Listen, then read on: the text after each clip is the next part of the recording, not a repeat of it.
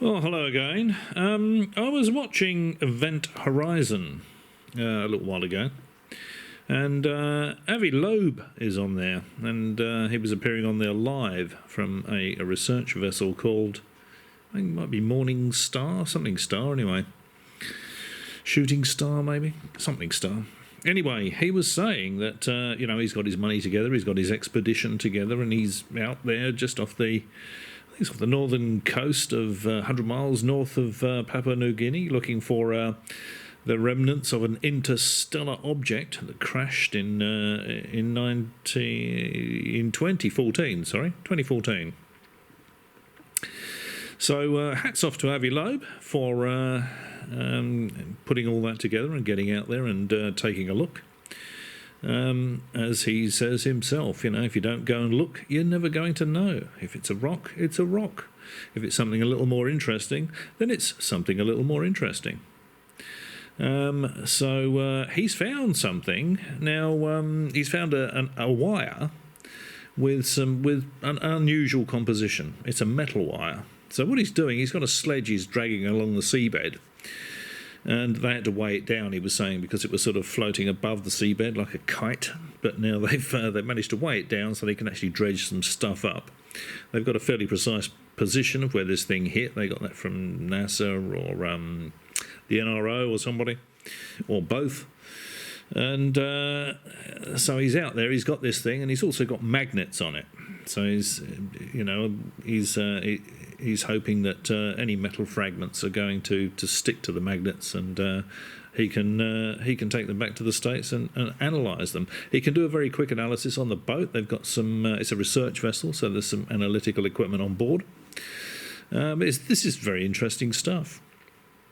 Now, I've said in the past that personally, I don't think you're going to find any metal in an alien spacecraft. But who knows, I mean, certainly dragging the bottom of the ocean with some magnets, if there's anything metal that sticks to it, they can bring it up and take a look at it.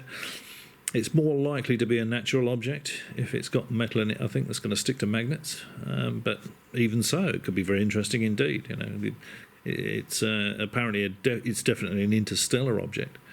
So it'd be good to see what sort of materials interstellar objects contain. This will be the first one that's been analysed, contrary to the popular belief amongst the UFO fanboys. Now, he was saying, I can't remember what the composition of this is, but he's got this wire, it's got this unusual composition, and it's metal, it's metallic, it's stuck to a magnet. Now, I don't think it's going to be anything from ET. What I think it's probably more likely to be is, that area 100 miles north of Papua New Guinea would have seen an awful lot of action during World War II.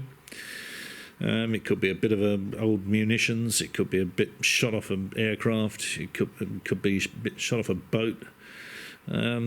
It's more likely, I think, to be, terrestrial material, probably made by Mitsubishi, the people that bought you Pearl Harbor, or any of the manufacturers that used to make the Allied, the war machinery. It's more likely to be something like that, I think. But I think it's an interesting, certainly an interesting development. And I'll be keeping an eye on it to see how it goes. But what I think is very obvious is that Avi Loeb is out there. He's looking for the remains of an interstellar object. No one's threatening him. No one's, he's not surrounded by, blacked out motor torpedo boats. People circling him with loud hailers saying, you can't tell the world about this, Loeb. It'd be the last thing you ever do. None of that's going on. Nobody is trying to cover up what he's doing. You can tell when he was live on Event Horizon early on, he's excited about what he's doing. He's going to tell the world. If he finds out that there's some sort of synthetic ET material, he's going to be telling the world. So why would Avi Loeb be allowed to tell the world and all this other stuff be all kept so top secret, you know, no one ever sees it, no one ever touches it, you know, there's only stories being told. You know, Avi Loeb will say, well, here you go, here it is. They showed pictures of this thing. See, that's the difference between something real and something fabricated by the UFO fanboys. So I think that's very, very interesting indeed. Now, there was another point I was going to make. What was that? It's just gone right out of my head. Avi Loeb with his material. Yes, he's not being prevented from talking about it. As soon as I hit stop, I'm going to remember the point I was going to make. Almost guarantee it. Yeah, he's going to analyse this material.